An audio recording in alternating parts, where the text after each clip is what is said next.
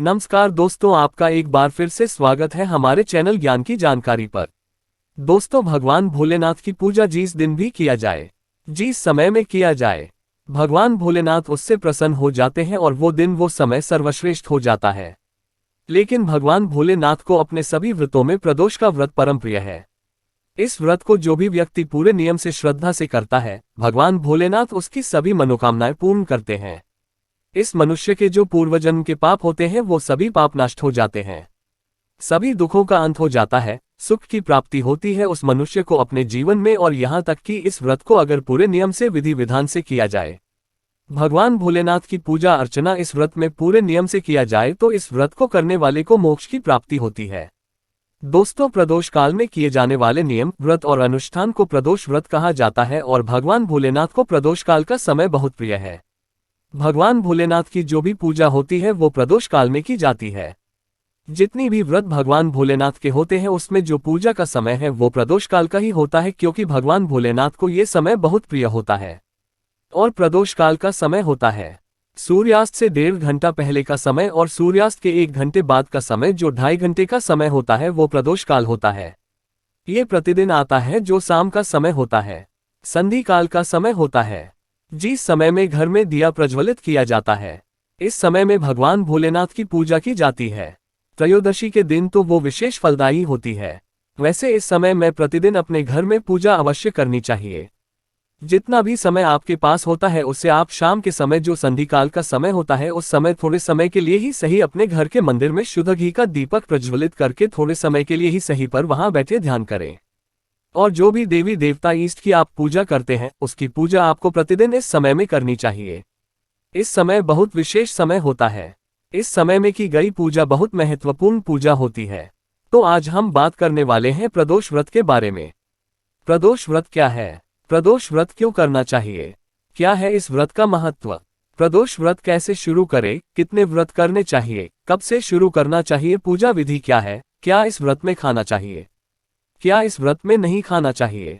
के नियम क्या है? सावधानी क्या है? दान क्या करें? उद्यापन कब और कैसे करें? ये सभी बातें आपको आज इस वीडियो के माध्यम। वीडियो अच्छी लगती है अगर आपको तो लाइक जरूर करें और चैनल को सब्सक्राइब कर ले ताकि हम कनेक्टेड रह सके। बेल आइकॉन को जरूर प्रेस करें ताकि जब भी मैं कोई नई वीडियो अपलोड करूं तो उसकी नोटिफिकेशन सबसे पहले आपको मिले। और अगर आपको वीडियो अच्छी लगे तो आप शेयर जरूर करें अपने फैमिली और फ्रेंड्स के साथ। तो प्रदोष व्रत के बारे में। प्रदोष व्रत क्या है?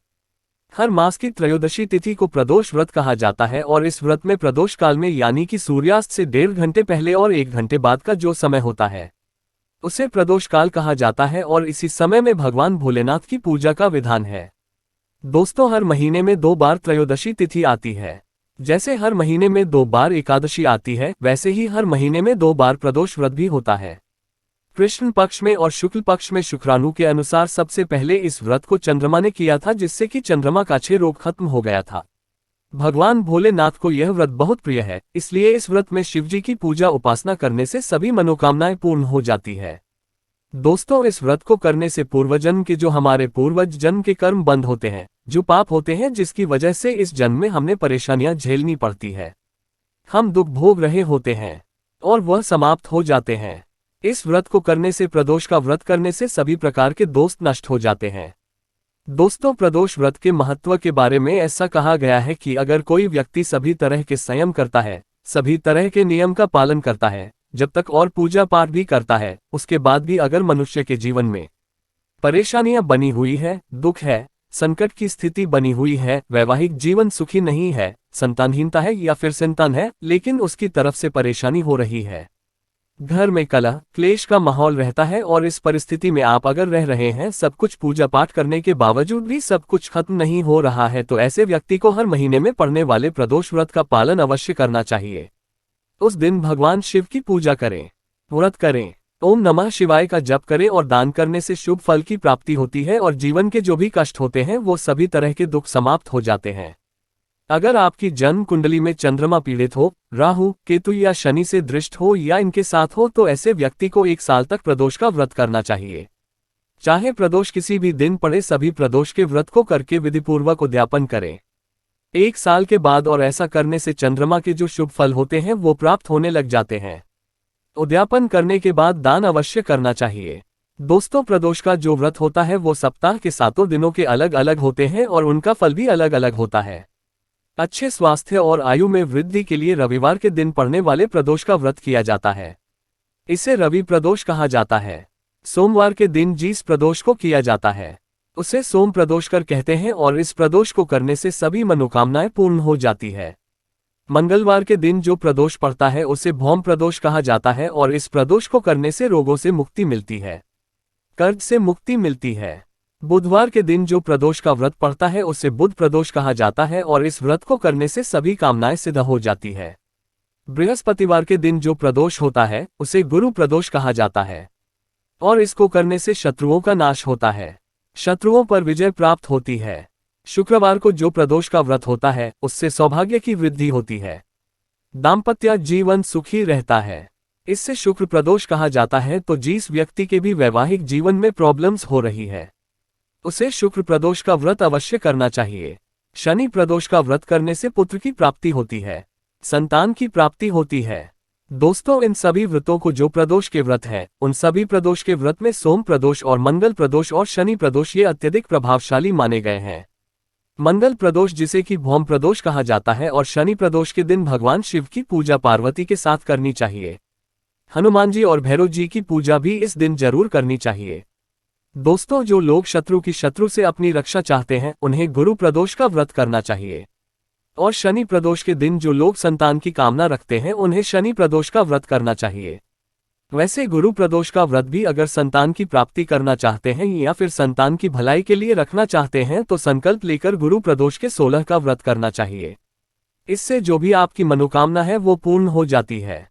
दोस्तों, शनि प्रदोष का व्रत करने से शनि जनित जो पीड़ा होती है उससे मुक्ति मिलती है। तो अगर कोई व्यक्ति शनि की महादशा, घया या साढ़ेसाती से परेशान है तो उसे प्रदोष का व्रत अवश्य करना चाहिए। इससे रोग, व्याधि, दरिद्रता जो होती है, गरीबी होती है, घर की अशांति है, नौकरी या व्यापार में आ रही है, आपकी परेशानियां हैं जो शनि की वजह से आ रही है, तो उन सब से आपको मुक्ति मिलती है। ये सब चीजें समाप्त हो जाती है और घर में सुख संपन्नता आती है। शनिदेव प्रसन्न होते हैं। अगर शिव की पूजा की जाती है तो भगवान शिव की पूजा से शनि के जो भी दोस्त होते हैं वो खत्म हो जाते हैं और प्रदोष का व्रत इसमें सर्वश्रेष्ठ होता है। दोस्तों, प्रदोष का व्रत कब से शुरू करें और कितने करने चाहिए? प्रदोष का व्रत जो है वो आप किसी भी महीने की शुक्ल पक्ष की त्रयोदशी तिथि से कर सकते हैं, लेकिन सावन का महीना और कार्तिक का महीना प्रदोष का व्रत करने के लिए शुरू करने के लिए सर्वश्रेष्ठ माना जाता है। और जिस शुक्ल पक्ष में सोमवार के दिन दोस्त पड़े उस शुक्ल पक्ष से व्रत की शुरुआत करनी चाहिए। इस व्रत को 11 या 26 किया जा सकता है। इसके बाद विधि पूर्वक इसका उद्यापन करना चाहिए। जैसे अगर आप 11 व्रत करते हैं तो 12वीं प्रदोष के दिन उद्यापन करें। अगर आप 26 करते हैं तो आप 27वें प्रदोष के दिन उद्यापन करें। दोस्तों, आप बात करते हैं इस व्रत की पूजा विधि के बारे में। त्रयोदशी व्रत में एक दिन पहले ही सात्विक भोजन ग्रहण करना चाहिए। प्रातःकाल सूर्योदय से पहले उठें और नित्यकर्म से निवृत्त होकर स्नान आदि के बाद शुद्ध वस्त्र धारण करें। जिस दिन भी आपको व्रत का करना है उस दिन आप सुबह थोड़ा जल्दी उठें, लेकिन उससे एक दिन पहले आप ब्रह्मचर्य का पालन करें। आप सात्विक भोजन के साथ ही ब्रह्मचर्य का संपूर्ण रूप से पालन करें। नहा धोकर आप शुद्ध वस्त्र धारण करें। वस्त्रों का विशेष ध्यान रखें। वस्त्र आपके काले रंग के नहीं होने चाहिए, नीले, हरे या भूरे रंग के नहीं होने चाहिए। जो भी आपके वस्त्र हों को सात्विक उनका कलर अच्छा होना चाहिए, यानी कि जो श्वेत वस्त्र धारण करें। अगर पुरुष कर रहे हैं तो महिलाएं हैं तो वो सौभाग्य का कलर जैसे कि लाल रंग, पीले रंग या कोई भी हल्का रंग आप पूजा में पहनकर बैठ सकते हैं। सबसे पहले आपको सूर्य को जल अर्पित करना है। उसके बाद अपने घर में जो आप नीति की पूजा करते हैं, जो प्रतिदिन की पूजा है, उस पूजा को पूरा करें। फिर अगर आपके घर के पास कोई मंदिर है तो वहां जाकर आप पूरे शिव परिवार की पूजा करें।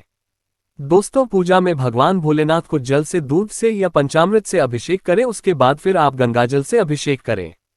बेलपत्र, भांग, धतूरा, आंकड़े का फूल, मदार का फूल, धतूरे का फूल ये भगवान शिव को अर्पित करें। अक्षत, चंदन, धूप, दीप, नैवेद्य से भगवान भोलेनाथ की पूजा अर्चना करें। मैं आप फल जो भी सीजनल फ्रूट्स होते हैं आप उन्हें चढ़ा सकते हैं। सफेद मिठाई भगवान भोलेनाथ को पसंद है तो दूध से बनी हुई सफेद मिठाई भगवान भोलेनाथ की पूजा में उन्हें अर्पित करें। उसके बाद आप हाथ में पुष्प और अक्षत लेकर व्रत का संकल्प लें कि आप कितने प्रदोष का व्रत कर रहे हैं और उसके बाद अपनी मनोकामना बोलें। साथ ही आप भगवान भोलेनाथ से प्रार्थना करें कि आपके वक्त को निर्विघ्न पूरा होने में आपकी मदद करे और जाने अनजाने आपसे व्रत में कोई भूल चूक हो जाए तो उसके लिए क्षमा करें। आपकी जो पूजा है, जो प्रार्थना है, जो मनोकामना है वो पूर्ण करें और आपकी पूजा स्वीकार करें। इस तरह से अब आप व्रत की शुरुआत करेंगे। अगर मंदिर नहीं जा सकते हैं तो घर में ही सारी पूजा करें। घर में शिवलिंग ना हो तो मिट्टी का शिवलिंग बनाकर पूजा करें। अगर मिट्टी का शिवलिंग भी नहीं बना सकते हैं तो भगवान भोलेनाथ की जो पूरे परिवार की तस्वीर होती है, जिसमें माता पार्वती हो और गणेश जी हो, कार्तिकेय भगवान हो, नंदी भगवान हो, तो इन सबकी जो इकट्ठी तस्वीर होती है उस तस्वीर को आप अपने घर में स्थापित करें, एक चौकी पर लाल कपड़ा बिछाकर, और फिर वहां उस तरीके से ही पूरे मन से, सच्चे मन से उनकी पूजा करें। उससे भी उतना ही आपको फल की प्राप्ति होगी। मन में किसी तरह का संदेह न रखें कि आपने आपको शिवलिंग उपलब्ध नहीं है तो आपकी पूजा में कोई कमी है। आपकी पूजा आपकी श्रद्धा पर निर्भर करती है। तो इस तरह से आप भगवान भोलेनाथ की पूजा करें। इसके बाद आप पूरे दिन व्रत रखें। शाम को प्रदोष काल में यानी कि सूर्यास्त से 1 घंटा पहले से ही आप अपनी पूजा शुरू कर दें। जैसे आपने सुबह की पूजा की है वैसे ही आपको सामान की भी पूजा करनी है। भगवान भोलेनाथ का अभिषेक करना है। भगवान भोलेनाथ को सभी वस्तुएं अर्पित करनी है। वहां बैठकर आपको नमः शिवाय का जप करना है और उसके बाद आप आरती करें। इस व्रत में आप पूरे दिन भगवान शिव के मंत्रों का जाप करें। कपूर से भगवान शिव की आरती करें और सुबह और शाम दोनों समय भगवान शिव और मां पार्वती के साथ इस व्रत में पूजा की जाती है, तो दोनों समय पूरे विधि विधान के साथ आप पूजा करें। दोस्तों, व्रत में खाएं क्या? व्रत में आप फलाहार ले सकते हैं। वैसे पहले के समय में या अभी शास्त्रों में आप देखें तो यही कहा जाता है कि इसमें निर्जन और निराहार रहना चाहिए, लेकिन ऐसा संभव अगर नहीं हो तो आप फलाहार कर सकते हैं। कोई भी फ्रूट जो आपके पास उपलब्ध हो, कोई भी फ्रूट आप इसमें ले सकते हैं। जूस ले सकते हैं, चाय ले सकते हैं, ये सब चीजें आप अपनी इच्छानुसार ले सकते हैं।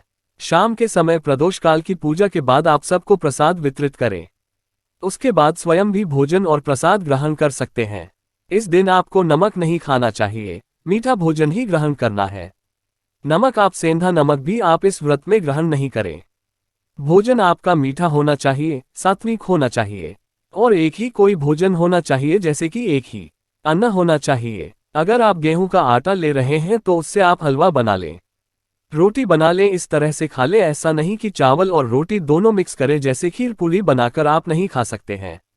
आप हलवा पूरी खाने या फिर सिर्फ खीर खा लें।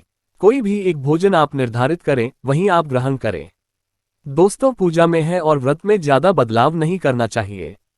कोशिश करें कि आप हर प्रदोष का जो जितने भी आप व्रत करें उसमें आपका पूजा का समय बिल्कुल सही हो। नियत समय हो, जब आपने एक बार पहली बार जो संकल्प लिया है और जिस तरह से अपने पूजा की है, हर बार आपकी वही पूजा होनी चाहिए, उसी समय पर होनी चाहिए, उसी तरह से आपकी पूजा होनी चाहिए और पूजा का समय वही होना चाहिए। और आप भोजन भी कोशिश करें कि वही भोजन आप हर बार करने की कोशिश करें, तो ये उत्तम होता है। व्रत को अगर सही नियम से किया जाए, व्रत को व्रत की तरह किया जाए तो उद्यापन कैसे करें, पहले जानते हैं। सावधानियां रखनी है आपको इस व्रत में। सावधानियां आपको ये रखनी है कि जैसे हर व्रत में ही होता है कि आपको झूठ नहीं बोलना चाहिए, आपको किसी की बुराई नहीं करनी चाहिए, और जिस भी देवता का आपने व्रत रखा है आप पूरे दिन उस देवता का स्मरण अपने हृदय में रखें। पूरे दिन आपके हृदय में वह देवता का कोई भी एक मंत्र आप ले लें। जैसे आप महामृत्युंजय का मंत्र जप सकते हैं तो महामृत्युंजय ले, नमः शिवाय जप सकते हैं तो नमः शिवाय ले। जो भी मंत्र आपको भगवान भोलेनाथ का याद हो आप अच्छे से जप सकते हैं, उस मंत्र को आप पूरे दिन एक ही मंत्र जपते रहे। इससे एक तो वो मंत्र की संख्या बहुत अधिक हो जाती है, जिससे फल बहुत अच्छा मिलता है। आप हर 2 मिनट पे मंत्र नहीं बदले, मंत्र एक ही रखें, उसे ही पूरे दिन आप स्मरण करते रहे, रिटर्न करते रहे अपने मन में, और किसी के भी बारे में कुछ भी गलत नहीं बोले। मौन व्रत धारण करना चाहिए। ज्यादातर व्रत के समय में ज्यादा बात नहीं करनी चाहिए। अगर आप किसी से बात नहीं करेंगे ज्यादा तो आप किसी के लिए भी गलत नहीं बोलेंगे। बुरे समय आपका ध्यान भगवान शिव के चरणों में होना चाहिए, मां पार्वती के चरणों में होना चाहिए, तो जो भी आपकी मनोकामना है वह शीघ्र पूर्ण हो जाती है। उद्यापन कैसे करें? त्रयोदशी तिथि के दिन ही इस व्रत का उद्यापन करना चाहिए, जैसे कि आपने जितने भी प्रदोष के व्रत का संकल्प लिया है वो पूरा हो जाए। जैसे आपने 26 व्रत करना है तो 26 व्रत कर लिए, उसके बाद 27वें व्रत के दिन आप भगवान शिव का रुद्राभिषेक रखें, अपने घर में आयोजन करें और किसी योग के ब्राह्मण को उस दिन बुला ले, उनसे पूजा संपन्न कराए। क्योंकि ब्राह्मण अगर वहां पे रहेंगे तो एक तो आप दान भी दे सकेंगे, आप उनसे आशीर्वाद ले सकेंगे, और ब्राह्मण सब कुछ विधि विधान के साथ एकदम अच्छे से संकल्प जो आपने इतना व्रत किया है उसका वो अच्छे से पूजा पाठ करा देंगे, जिससे कि संपूर्ण फल की प्राप्ति हो जाती है। इसलिए इस दिन किसी न किसी योग्य ब्राह्मण को अपने घर बुला ले और उनसे ही पूजा पाठ संपन्न कराए, हवन करवाया, अपने घर में रुद्राभिषेक करवाए, क्षमा प्रार्थना करें और शांति पाठ के बाद वो जो भगवान भोलेनाथ से अपनी प्रार्थना करे कि जो भी भूल चूक हुई हो इस व्रत के दौरान, पूजा पाठ के दौरान, वो उसके लिए आपको भोलेनाथ क्षमा करे और जो भी आपकी मनोकामना है वो भोलेनाथ की कृपा से वो पूर्ण हो, इसके लिए भगवान भोलेनाथ से प्रार्थना करें। आप आपके परिवार की सुरक्षा के लिए भगवान भोलेनाथ से प्रार्थना करें, उसके बाद ब्राह्मण को भोजन कराएं, यथासंभव दान दक्षिणा देकर उनसे आशीर्वाद प्राप्त करें। आप ब्राह्मण को दान में सफेद सफेद वस्त्र दे सकते हैं, उन्हें दूध, दही, ये सब चीजें आप ब्राह्मण को दान में दे सकते हैं। मोती का दान किया जा सकता है। कुछ भी आपसे जो संभव हो, कुछ भी ऐसा नहीं जो असंभव चीज, आपने जो आपसे हो सके, जो आपसे बन सके, वैसी चीजों का दान आप ब्राह्मण को दे और उनसे आशीर्वाद प्राप्त करें। इस तरह से दोस्तों, अगर आप प्रदोष का व्रत नियम पूर्वक करते हैं इस व्रत को, तो आपकी सभी मनोकामनाएं पूर्ण होती हैं, सभी कष्ट दूर होते हैं और सभी प्रकार के सुखों की प्राप्ति भगवान भोलेनाथ की कृपा से आपको प्राप्त होती है। शुक्ल पक्ष का प्रदोष व्रत कब किया जाएगा, तिथि कब प्रारंभ होगी, कब समाप्त होगी, काल पूजा काल क्या रहेगा, इन सभी बातों को आप इसमें जानेंगे। चैनल पर नए हैं, चैनल को सब्सक्राइब कर ले, वीडियो को लाइक करके कमेंट में ओम नमः शिवाय जरूर लिख दें। बंद हो प्रदोष व्रत भगवान शिव की प्रसन्नता के लिए सर्वोत्तम व्रत माना जाता है। प्रदोष व्रत से भगवान महादेव बहुत जल्द प्रसन्न होकर कर्ता की मन की शुभकामनाओं को पूर्ण कर देते हैं, ऐसा शास्त्र में उल्लेख मिलता है। प्रदोष व्रत के दिन भगवान महादेव कैलाश पर्वत पर रजत भवन में मां पार्वती के साथ निवास करते हैं, और इस दिन जो भक्त शाम को प्रदोष काल में श्रद्धा से पूजा अर्चना, व्रत, उपवास, शादी करते हैं, भगवान शिव उनके मनोरथ अवश्य ही पूर्ण करते हैं। अश्विन शुक्ल पक्ष का प्रदोष व्रत इस बार 26 अक्टूबर 2023 दिन गुरुवार को किया जाएगा। त्रयोदशी तिथि 26 अक्टूबर को प्रातःकाल 9:47 पर लग जाएगी और तिथि 27 अक्टूबर को सुबह 7 बजे तक रहेंगी। प्रदोष व्रत जिस दिन शाम को संध्या काल प्रदोष काल में त्रयोदशी रहती है, उसी दिन किया जाता है। संध्या काल में 26 अक्टूबर गुरुवार को है। गुरुवार के दिन पड़ने के कारण इसको गुरु प्रदोष व्रत कहते हैं। गुरु प्रदोष व्रत को करने से शत्रुओं की पराजय और विद्या बुद्धि का लाभ प्राप्त होता है।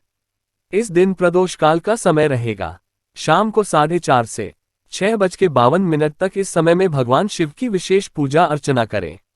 भगवान महादेव की पिंडी पर शिवलिंग के ऊपर पीले चंदन का उल्लेखन करें, पीले पुष्पों से भगवान की पूजा करें। आप सभी श्रद्धालुओं को गुरु प्रदोष व्रत की बहुत बहुत शुभकामनाएं। नमस्कार, प्रणाम, ओम नमः शिवाय।